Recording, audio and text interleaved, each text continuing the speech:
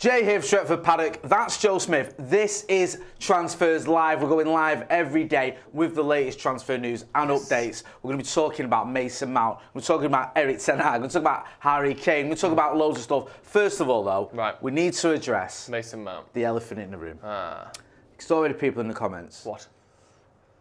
What's this all about? What? Why have you dressed down? Why have you dressed like you're about to give a TED talk on the latest iPhone? I just got a T-shirt on. Yeah, Why are you dressed like you're about to... Go on. You know... Go on. Trade in an iPhone. That I've nicked. No, I didn't say that, did I? Yeah, because you caused quite a stir with your outfit last night, and I was looking forward to the next instalment, and now you've just come like... Well, I can't turn up in something outlandish every day, because it'd become a character, wouldn't it? And I do think of myself as a real person, if nothing else. So I've decided to go for just another item in my wardrobe. This one is slightly more sort of sartorially dim than the last one. Dull. Sartorially Dim, that was the name of your second album with that band. Comfortably Numb was the first. It was, of course. Yes. Make sure you are getting involved in the chat and the comments. Yeah. Hit that like button as well, and if we get to 1,000 likes, Joe will put his pyjamas back on. It's not pyjamas. It's a sort of baker's jacket and some Jurassic trousers. Park. Anyway, let's start with. We're going to get to Mason Mount in a minute. Let's start with Declan Rice. Yes. They won the Europa League last night, or the Europa Conference League, should I say, last night. And already today, David Sullivan, their chairman, has confirmed that Declan Rice will be leaving Manchester United. He has been linked with. Will be leaving West Ham United. Yeah. He has been linked with Manchester United, and this is the story in full. Declan Rice will leave West Ham this summer. Chairman David Sullivan has confirmed. Asked by TalkSport if Rice has played his last match, David Sullivan said, "I think it has to be. We promised him he could go. He set his heart on going. You can't ask for a man who's committed more to us this season. In due course, he has to get on, and we have to get a replacement or several replacements. You can't play 12 men, David. Like Declan Rice was really good, so can we have 6 men in midfield, please, to replace him? We're going to get several replacements for him. It's not something we want to happen. We offered him 200 grand a week 18 months ago. He turned it down. It's cost him 10 million to stay at West Ham in that time in lost wages. I love that. And he wants to go. You can't keep a player who doesn't want to be there. Rice has been linked with a transfer to United in recent weeks. There's a lot going on here, isn't there? Yeah. I think he's doing his best job to sort of save face with the West Ham fans by letting everyone know there was a substantial offer there.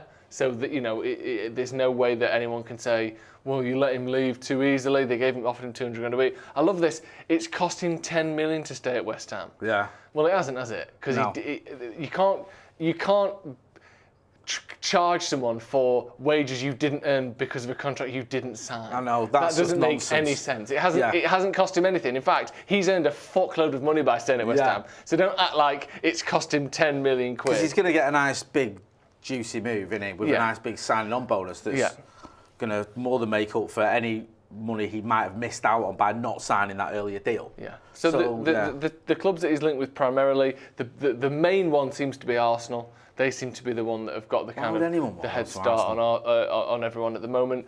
Chelsea have been linked in the past as well. Rumours that he's a Chelsea fan. And he was at Chelsea, wasn't he? Yeah, before he went to West Ham. And then, obviously, before he went to West Ham. And obviously, United, another one as well, who have been linked with him sort of sporadically over the last 2 or 3 seasons, really. A bit longer, I think, actually. Yeah, I think we were first linked with him about 4 years ago. Yeah. I remember Mako getting into one on Twitter about it. And we've always been sort of linked with him with this extortionate price. Like 4 years ago, it was like 90 million, which for him, that he barely played for England, it was a bit ridiculous. Yeah. Now it's like 100 million or whatever. It's still a lot. Arsenal, like you say, he does seem to be a good fit for him. Isn't Granit Xhaka leaving? Yeah. So that's probably an improvement on the upgrading, aren't they? From going from Xhaka to Rice. Yeah. It'd be interesting to see whether Partey sticks around as well, because he's got other things going on. Yeah. But yeah, I don't see anything happening with this one for United. Do you? In all honesty, no, I don't. I think it's worth mentioning, obviously, and it might be someone that we'll get to the Mount stuff in a minute. It might be someone that, if we get a month into the Mount negotiations, Chelsea are sticking at we want 80 million, rising to 90, or whatever the rumours are that they want, then we might think, well, for an extra 10 million or whatever, or an extra 20 million, we could get Declan Rice, who is maybe a better player, or maybe more of a replacement or a backup for Casemiro, but can play alongside him as well. Maybe that covers more gaps that United have in the squad at the moment, and we can focus on an Eriksen replacement next season. I don't know, but I think that's the only way we might be linked with him, if Mount doesn't work out, because we clearly want a ball-playing number 8 who creates and scores. And I know Rice has got a dribble and a goal in him occasionally, but he's never hit the sort of Declan Rice, Mason Mount, 13 goals, 16 assists in a season. I don't think he's ever even got close to that. So they're very different players. I do think he's good, though. He's one of those players where when I watch him, I know he's a good passer, he's a decent passer. He's not an exceptional passer. Like there was a time yesterday where he was running out toward the left-hand side and there was a pass onto the wing, but it would have meant him using his left foot. But it could have really started an attack. Or there's the fullback near him and he can use his right foot. And he looks up to the one down the wing and goes, "No, you know, I'm just going to play it easy with my right foot." Yeah. And that's such a small sample size. But I think the one thing with him is sometimes I think he's not consistently good enough at the really difficult stuff. He does all of the easy stuff really well, which is 80% of what being a top footballer is. Yeah. But sometimes I think, is he going to consistently win you games? Yeah. The way Casemiro does. He does things that no one else can do, maybe in the world at times. Bruno Fernandes the same. That's my only question with Rice is, has he got something where you go, Christ, this last month, he's won us 3 of those 4 games with his performances. I'm not sure he's got that. But I think he's a good player. He is a good player. He had a little bit of a lull this season, didn't he? I remember when like Roy Keane and that was sticking the knife in with him a little bit, and he seemed like he tailed off a bit. But he's had obviously a good end to the season, winning that trophy, the Europa Conference as well for West Ham. I think he's the youngest English captain of a team to win a trophy in Europe since Bobby Moore or something, 1965 or something crazy like that. Yeah. So he's obviously breaking records and doing well. I just feel that unless United had like a £500 million transfer budget, which new owners could come in and offer it, give us a load of money. But even with FFP, I don't see that happening. Then I just don't see this transfer taking place. I think there's other areas, and I actually think you can get a player who's thereabouts in sort of Declan Rice's level for less money than the 90 million, whatever it costs to get Declan Rice. I know he's a different type of player, but someone like Casado from Brighton, for me, would be better value for money, because I think you can get him for less than 90 million. He's a similar age. And I think he's actually more suited to what we need. Yeah. Now, I'm not saying we're going to get him. I don't think we will. But I just feel that there's this English tax. He'd be overpaying a little bit. And I like Declan. He's a good player. He is. And don't get me wrong, if United bought him tomorrow, I'd be happy with that. And I think we do need a long-term replacement for Casemiro as well, like you were talking about earlier. It's just, I'm a bit I'm not that bothered by the fact we look like we're going to miss out on him. No. I'm not like, we should have got Declan Rice, do you know what I mean? It doesn't feel like that to me. Get involved in the chat in the comments. I'll go through some comments and then we'll come back to you. Loads of people in the comments in the chat, loads of super chats as well. The Francie Brady has been a member of the Academy for 30 months. Nice. Dave Rowbottom, member of the Academy for 22 months, says, yes, the boys, UTFP. V4D3R says, what's with the Android version of Steve Jobs? Bring back the ice cream man. How, no matter what now, this is going to be the trend, isn't it? Yeah. I think so. You need a theme on every podcast and every live video, and this is the theme of trolling Joe. Sheet Game, who's been a member of the Academy for 10 months, says, you two are the best duo we could have had. Heart emoji. Best duo since the Wests. Do you mean Taribo West, Andy's brother? That's who I mean. I Next. thought so, obviously, because this isn't the Brew, and you're not Stephen Howson. Yeah, good point. Next. Colin Wilmot says, lads, I'm worried about our keeper problem. De Gea and Heaton out of contracts, Henderson on the move, and Butland loan expired. I know. Thoughts? Really well thought out question that. I like that. I'm worried about it as well. I think that we could be leaving ourselves with a massive, obvious weakness next season if we get another centre-back, which it looks like we might, a midfielder, which it looks like we want, a striker. Filling in that spine with, like, real quality would take United up a notch or two, I think. If you then have the base of that spine, a player that is, at best, past their best, and at worst, below average, I think that we could be sitting here in 12 months' time going, he cost us in the FA Cup final this season, or not just him, I'm not saying that was all De Gea's fault, but he didn't have his best game in the FA Cup final. He had a very poor game against Sevilla when we lost away there, knocking us out of the Europa League. Like, we can't have the biggest tournaments being lost and United being knocked out of those tournaments because of goalkeeping mistakes season in, season out. We can't allow that. We saw it in 2018 against Chelsea, the FA Cup semi-final. Like, this isn't a new thing. I think that we need a goalkeeper where at the end of the season you go, like we used to do with De Gea, wow, he's saved us X points this season, rather than at the end of the season going, he's cost us X points. That we don't talk like that about De Gea anymore. And we need a keeper where you do, because, you know, it's all well and good having a player that people like, and I think De Gea seems a great bloke. He's had hundreds of very good games for Man United, but they are few and far between these days, and that is going to cost us again and again and again if we stick with him. Yeah, I get it. I don't want to sound like I'm bashing De Gea, because I was quite critical of him the other day after the cup final, saying like, this isn't the first time in a big game he's been questioned, and is it not time to move on now? Like, let him go with his reputation intact. He's been a club legend. Like, you know, he's been here for, I think, got more clean sheets than anyone. Yeah. Like, it could be time to move on. A just interesting one. Joshy, Dr. Joshy, he's been on the channel since the full-time double days. He tweeted a few stats from, I think there's an Athletic article, and talks about De Gea's shot stopping. Yeah. He's 11th in the league for goals prevented. He's 9th for save percentage. He's 7th for total saves. So he's not elite at that level. Then it says as a sweeper keeper, it's non-existent. He's not even features on their sweeper keeper stats. And also for claiming high balls, there's 20 goalkeepers in the Premier League above him. Yeah. So every goalkeeper in the Premier League, and one of the team's reserve goalkeepers as well, has a better collecting high balls percentage than he does, which is just indicative of where he's at. Yeah. And I'm not doing it to bash De Gea, I'm doing it to be realistic. Listen, I said it, Marcus Rashford's my favourite player. Back in last season, I said if he has the start of the season like he's had this season, he's going to be out of the team, he could be out of the club. Yeah. He needs to fix up. And I feel with De Gea, like, if we're going to play this way, it's just not working. The only reason... I do feel we need another keeper, I do. The only reason at this point I think you can say De Gea is at the level United need him to be is because you like him. That is it. There is no stat, there is no eye test, there is no anything that puts David De Gea in the, you know, we're a team going for the top 2 or 3 positions in the league next season. Ideally, we're fighting for number 1. He is not in the top 2 or 3 goalkeepers in the league at anything. That, you know, and if you want him to stay, fair enough. I'm all for faith. I'm all for, you know, harking back to the good old days. But it is nothing other than I just like him, and that's, do you know what I mean? That's Ten Hag can't be sort of beholden to that, like we are as fans. To like him as well, like, you know. Yeah, he's had some. Let's not pretend that he got the clean sheet award. Yep. There's been times when he's produced some absolute worldie saves. He's almost reinvented goalkeeping at one point with his legs. Yeah. Saving with his legs like I've never seen a goalkeeper do before. Was Player of the Year, 4 seasons out of 6. Obviously won trophies, won the Premier League in 2013.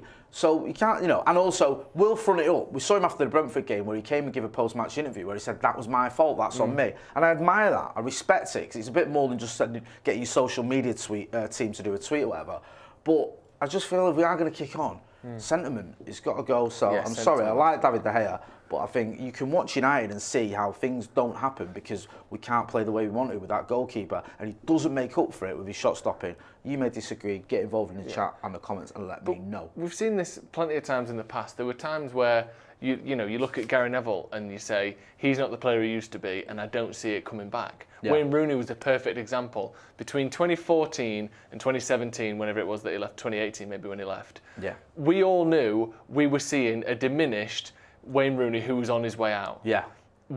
If you don't see that with De Gea, well, personally then anyway, I can't see how De Gea is going through a blip where he's not as good, he's not world class anymore. It's been 5 years now. Yeah. So, you know, I like him, and you know, maybe we'll see whether United sign anyone new in the summer. And if he is United starting keeper next season, I will back him, and I'm not going to go out my way to slag him off when I can. But I just think if we're honest with ourselves, we need to do a little bit better. Should we move on to Mason Mount? I'll just do a few more comments and a few more chats, and then we'll move on to Mason Mount. One Weasel222 says, we need Minj, M-I-N-J. I don't think that is a thing. You used to chant that at games, didn't you? We need... On nights out and that banging on the tables. We need Minj. No, it was we need Mings. Oh, yeah, I was a big Tyrone Mings fan. I was going to say, and I yeah. wanted him to You've come been kicked out lead our defence. of a beer keller or two in your time for chanting that, haven't you? Amongst other things. Taryn Camplin says, stop Joe abuse. They've been a member of the Academy. Thank you. For 20 Finally. months. Ed says, Joe went from giving a sermon to studio. #commitment. Glenn F says, Casado or Camavinga is who we need, but for who we're getting, I hope it's not Rice. Mount is worth 40 tops. Whoever we get in, I trust David De Gea stays. Yep. S says, Joe looks like a middle-class ninja. Yeah, should we move on now? I watched a video the other day, and it was a video of a floor in Japan that had anti-ninja technology built into it. So anti-ninja technology? Yeah, so every step of the floorboards right. had this like jangling noise to it so that no one could ever possibly... Anti-ninja? Is that just anti-burglar or something? Well, no, well, it was presumably designed to stop ninjas and that. Is ninjas a thing? Yeah. I thought it was fictional. No. Well, there are ninjas they can't out like and about do like flips through the air like 50 foot in the air like you see in films and games. Yeah. But I think ninjas have existed, yeah. Ninja Turtles, is that real? No, but turtles are real. Right. So ninjas are real and turtles are real. Not Neil. Neil. Call it what you want. But Ninja Turtles, named after Renaissance painters, aren't real. No. That's just ruined my childhood. Mason Mount. Let's get back to reality. This is coming from The Athletic and Fabrizio Romano. There's obviously fire to this story because, you know, there's 200 people talking about it. United are preparing their opening bid for Mount. The transfer that is furthest along, and this is coming out of The Athletic today, I believe, Laurie Whitwell He's busy, isn't he, Laurie? He is. He's a busy lad. He's always about. It involves Chelsea and England midfielder Mason Mount. Ten Hag wants a mobile number 8 who can combine attacking edge with defensive intelligence, and he believes Mount has the right attributes. Several well-placed sources believe that the 24-year-old is readying for the move. Personal terms will not be a problem, which is always a good sign in it, because that means basically he wants this to happen. And I don't want to sort of put the cart before the horse, as they say. Usually, when you see that personal terms will not be a problem, these deals get done, don't they? Just typically, when a player's really up for it, it's obvious Chelsea are willing to sell him. United obviously want him. The only thing here is the final details and the handshake. I think this is going to happen. Talks have been held between the directors of the two clubs, but there is a significant gap in valuation. Chelsea say they want 70 million plus add-ons. United began pitching at the £40 million mark. What is the number for you where we sign Mason Mount, it costs X, and you go, okay, no, that's about right. What is X? 50. Do you think? Yeah. Ooh, that's quite low. 50. I'm not saying that he's not. Yeah. He's worth. I think more, 50 in this ballpark is a bargain for us. Right. And I know 50 million quid is a lot of money, but I think in sort of modern day football, the Champions League winner, 24 years old, England international, stats wise, he's decent. I'm not going to pretend I'm his biggest fan, but if Eric Ten Hag wants him, I get it. He's got a year left on his deal, but he's still got a year, and we don't want to wait. We need to act now. So I think we got him for 50. I go, yeah, that's okay. Let's not forget, what's his name? Gylfi Sigurdsson went for 50 about 8 years ago. I mean, we got Fred for 50. Yeah, what was that? 2017. Yeah. So 2018, sorry. Yeah. Whenever it was a long time ago. So if you can get someone like that for 50 million, I think you can look at it and go, okay, it was worth it. Do you know what I mean? It made a lot of sense. If you start getting towards the 70 million plus add-ons, then you're going, 80 million quid all in for a player who he's all right, but he's had a bad season. Well, if it's 70 million plus add-ons, we're drifting towards one of United's most expensive ever signings. Jesus, can we just stop doing that is Anthony all the time? or Pogba maybe up front. But like, we have to keep doing it. 90 million or so, and 70 plus add-ons. You're entering that territory. You're entering Maguire, Pogba, Anthony territory where, realistically, I don't think the potential or the quality that currently is there to justify that. I do think he would be a good player for the team, though, and I think he would make us better. But I think for me, anything in the 60s, my brain can accept that and go, right, that's not too much. It's not going to be focused on all the time. Let's move on. But if you're looking 70 plus, I think that's a hell of a lot for someone that's had a really shit season, if we're honest. It's interesting as well that we've had this. You highlighted the comment about personal terms will not be a problem. There was talk one day that Luke Shaw's had a little tickle with him because them two get on, and he's had a chat with him and maybe sort of sounded him out and said, "Look, United, Eric Ten Hag wants you. Would you be interested in coming?" Maybe, and I know there's lots of ifs and buts here. Maybe they've even spoke about how much you want. I'm on 200k a week. The club will give you that. That's all right. Yeah, I can live with that. Maybe there's some of that sort of conversation's gone on because if they're mates, they will do. Do you know what I mean? You'll say to them, "Well, I come to United. What are the wages like? They're going to sort me out." What? It's like, yeah, I'm on decent money. You'll get the same, if not a bit more, because you're an attacker or whatever, or you're signing a new deal. So you'll get what's after there. So yeah, if United can, this makes sense. If you walk away from it thinking United have got a bit of a bargain there, and I do think 50 million can be a bargain. If it's again, like you're saying, towards the top end of what we've ever paid for a player, then you're just going to feel a bit like, okay, because then as well, with FFP and everything else, and plus we don't know what our transfer budget's going to be, that takes away money from other areas. Yeah. Where if you spend 40 or 50 million on Mason Mount, then maybe you go out and spend another 30 or 40 on a goalkeeper. Yeah. If you spend 70 on it, maybe you don't. Yeah. It could be the difference between one other player coming in an area. We'll get in some of the comments and then we'll move on. Sorry. Yom Yout says, I think Caicedo would be a better partner and replacement for Casemiro. Random As says, Mount might be worth a push 40 million if he had a 6-year contract. Jordan Clark says, because he's English, sort of shrug emoji. 40 million plus 15 million add-ons. Nick Tigra says, does he start over Eriksen? I think probably yes. Do you? I think he does more of what Ten Hag needs him to do. I think Eriksen is a better player of the ball. He's passing, he strikes the ball better. Do you know what I mean? He's got more of a sort of quality in his passing.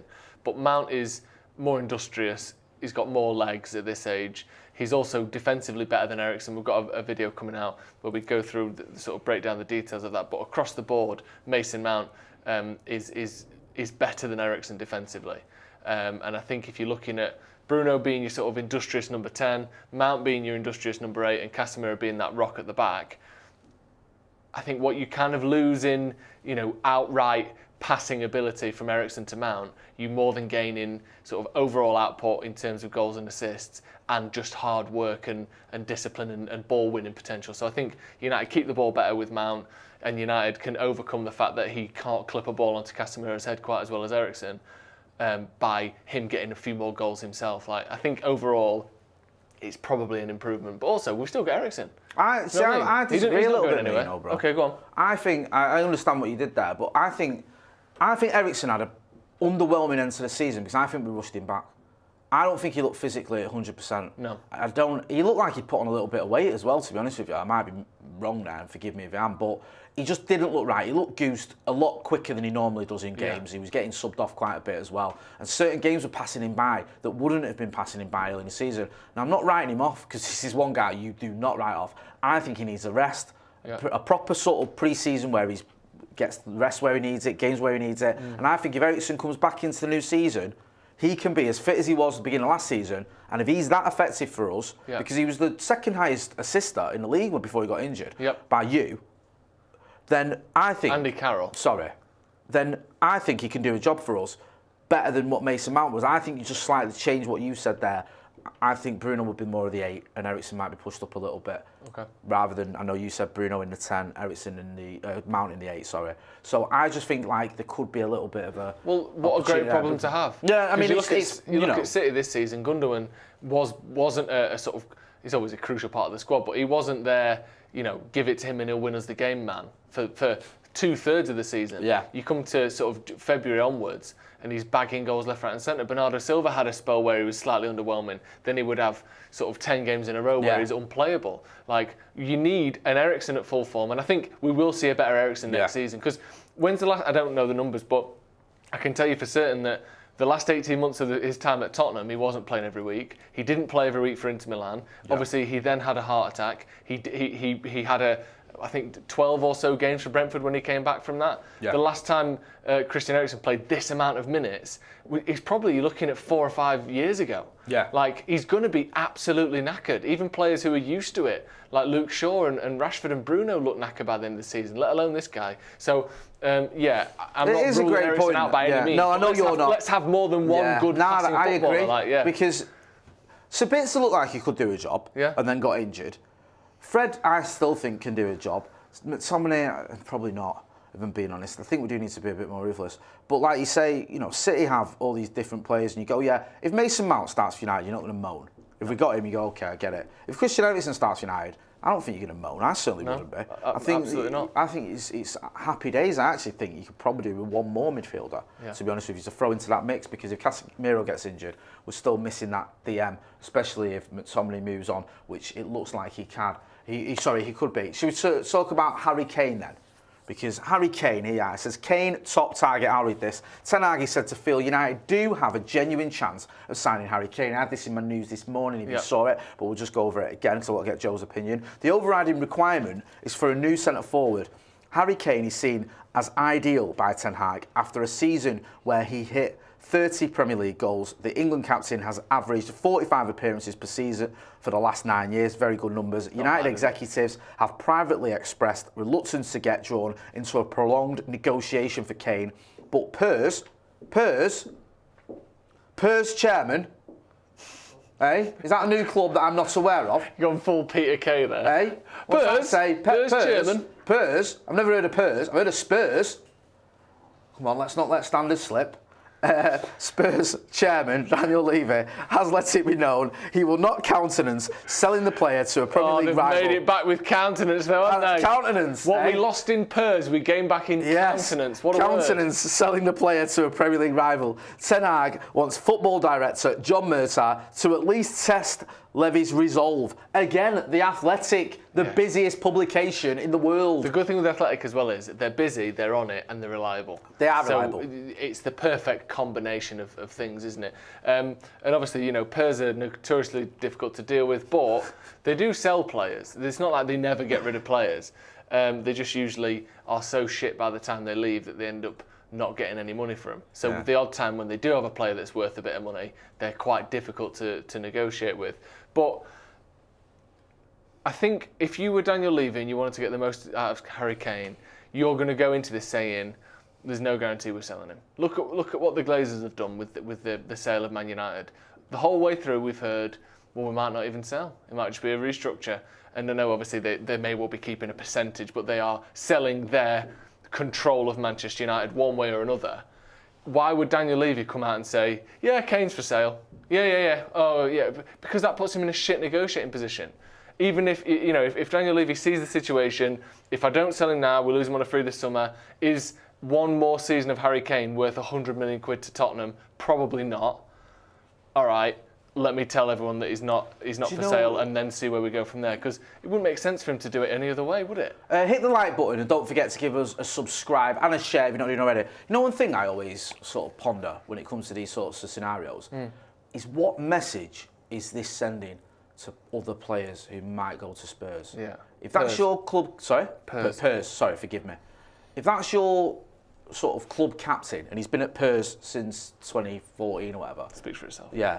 Then, and you don't let him go and you make him stay for that final season, is that going to and especially Harry Kane, who seems to be quite a popular figure, does it sort of put a bad impression of you? Where it's like, oh, we're not that club where we will let players move on when it's time for them to move on. We keep you to the end of your contract. Sometimes it can have a negative effect on you in the long run. Like Dortmund are notoriously sort of conscious of that, aren't they? When young players, they want like 2 or 3 seasons out of you, then they'll move you on. Like sometimes they might want that extra season, like with Jadon Sancho, but you will get the move. And you will get a move. Sorry, I didn't mean to. No, I was interrupting. But you will get your move before the end of your contract. They're not going to say, well, you're staying for the 5 years you've signed. They'll say, give us 3 years or maybe even 2, then you can kick on. And it happens with Bellingham, with Sancho, with Kagawa, with Haaland. Like that's why they're able to get those players in the first place. Because you can go, go to Dortmund for a few years and I'll get another move. Yeah, and I'm guaranteed it. I'm guaranteed football and they will sell me. Yeah. If Dortmund had the same transfer sale policies as Pers,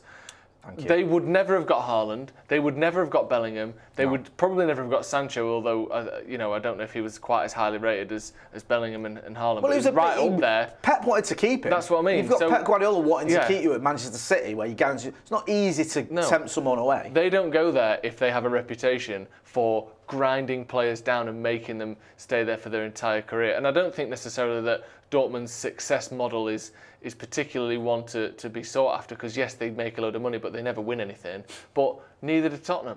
Yeah. And at least you might have a rotating cast of players that every 3 or 4 years are capable of winning you a trophy. If you can guarantee first team football, Champions League every other season and we'll sell you for big money when the big teams come. But instead, this is, other than sort of Jimmy Greaves, probably Tottenham's greatest ever player, or certainly in that conversation, and they're holding him to ransom season after season after season. And I know contracts are a thing, and it's his fault for signing it, but like you said, it's still not a good look for other people who are potentially coming into there, because you're not going to win out and you have to stay here. Well, what's the point then? Yeah, especially with, like you say, a player as highly prominent as Harry Kane and the sort of the All England camp, and everyone knows, and everyone sort of respects him, and it's like, really, that's how you're going on? Yeah, just, I don't know, maybe I'm wrong, but let us know. Get involved in the chat in the comments. Do you think Harry Kane is going to come to Manchester United? Do you want to see him come to Manchester United? Do you think we still should be going for Victor Osimhen or maybe a Gonzalo Ramos? Is that even still a thing?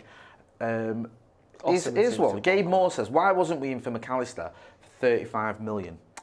Alex McAllister, gone to the Scousers. Yeah. I mean, we never really looked like we were in for him, did we? No. There was never anything that made you think, oh, that's happening. And Liverpool obviously got it done very quickly. Yeah. So I kind of get it. And I think that had we gone toe-to-toe with Liverpool, it might have ended up just bumping the price up, getting a bit messy, for a player that we don't even know if Eric Ten Hag fancies it. No. We don't.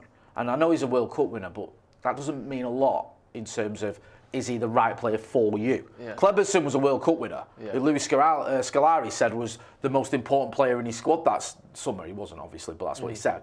And he was one of the worst midfielders we've ever had. So just because you're a World Cup winner doesn't mean that's it, we've got to get him. It has to be someone who fits in.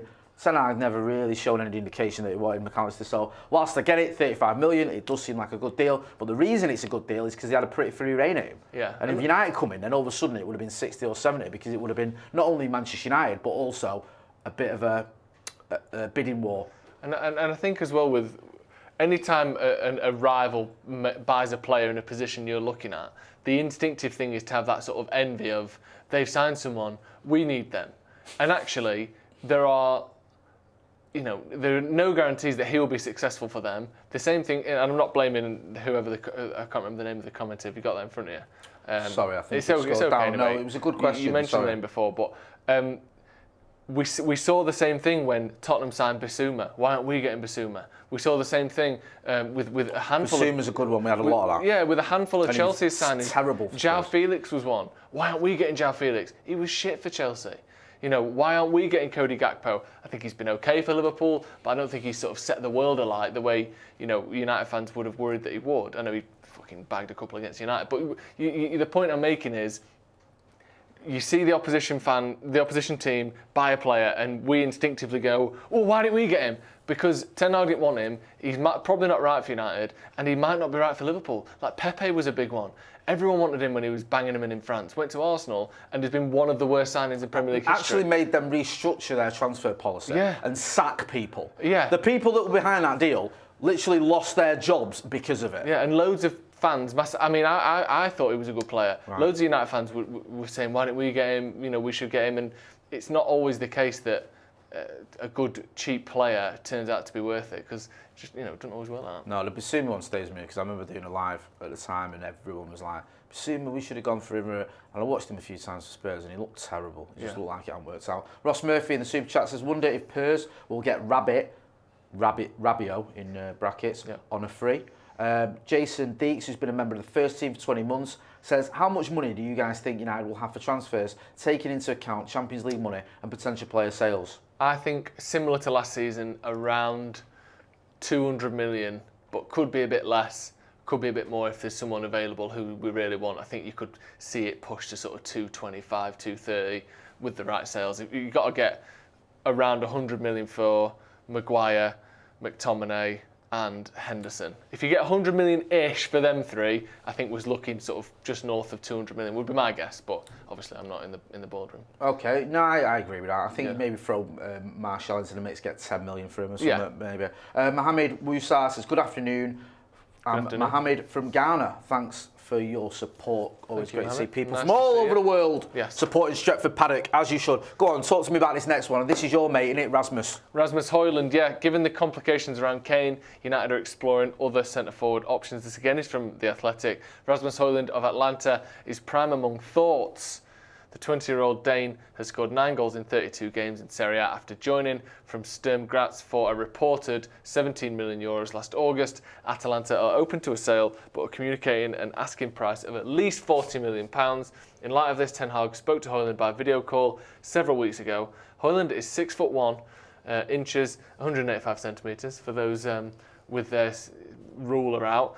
Fast, and has drawn comparisons with Erling Haaland. He scored 5 goals in 2 games for Denmark in March's opening European Championship qualifiers against Finland and Kazakhstan. So 40 million, and that's for a backup, unproven centre forward. I think 50 million for Mount is looking better by the day, to be honest. But he's a player that clearly is wanted by Ten Hag, and the reports are that, like we said, he's a kind of backup to Kane. This is framing it as that, like prime among thoughts. United are exploring other options. Yeah. But then the other rumour is we want him as well as Kane. And to me, no offence to him, but based on, we spoke to a Danish journalist the other day, and what I've seen from him, and just his age and goal-scoring numbers and career trajectory, you're not sticking him in up front for the 50 games next season. No. I don't think he's remotely ready for that. So unless you sort of switched it around to put Rashford up front, Sancho on the left, Antony on the right, with him as a backup, he isn't going to be the only striker you would have thought, or hoped maybe. No, I agree with that. I think it does make sense for a backup. Yeah. And I think 40 million, again, it's a lot of money, but strikers, young strikers who have just had a very good season as well. Also this, Atalanta are open to a sale, but are communicating an asking price of at least 40 million. So they're asking for 40 million. At least? Yeah. It's just what a weird way to imagine going into a negotiation. Communicating an asking price. We want at least 40 million for him. And then you go, well, 40 million. Then you go, no, at least 40 million. We're communicating. Yeah, we are.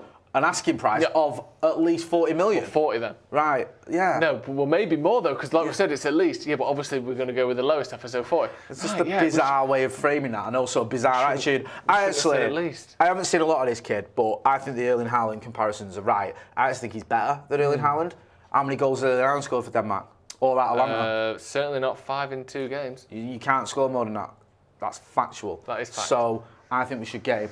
Let us know in the comments and the chat, and also don't take my nonsense as gospel. Go and check out Joe's interview with the Danish football expert who does know what he's talking about when it comes to this kid. Trolls, very good interview indeed. Rebecca Jade O'Sullivan, she's replying to someone.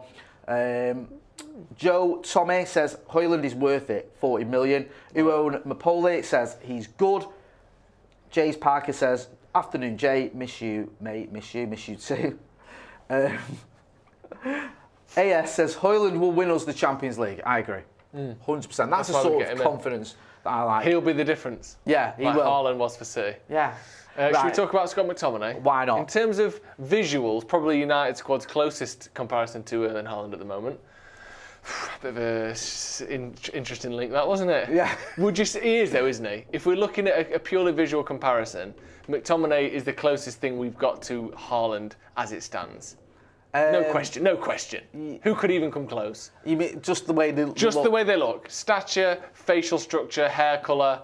There's no one. Good luck. I don't know. Malassia's got to be in the shout. Do you know what I mean? I get what you mean. Almost in the sort of sense that Malacia could be. I mean, I know the height different. Yeah, well, that's what I'm saying. The hair and the skin colour and the build. But other than that, I think he's a spitting image. They're both left-footed. I think Malacia could be living inside a sort of Erling Haaland type skin. Yes. So if you unzip Haaland, there is a sort of a Malacia lookalike inside of that. Is that what you're getting at? Yeah, exactly like a Russian doll scenario. Yes. I love Tyrone Malacia. Talk us through this Scott McTominay look. He's got an Ethan James haircut there, he does actually. Ethan, look, yeah, like a little quiff thing there. Yeah. What's like you done it?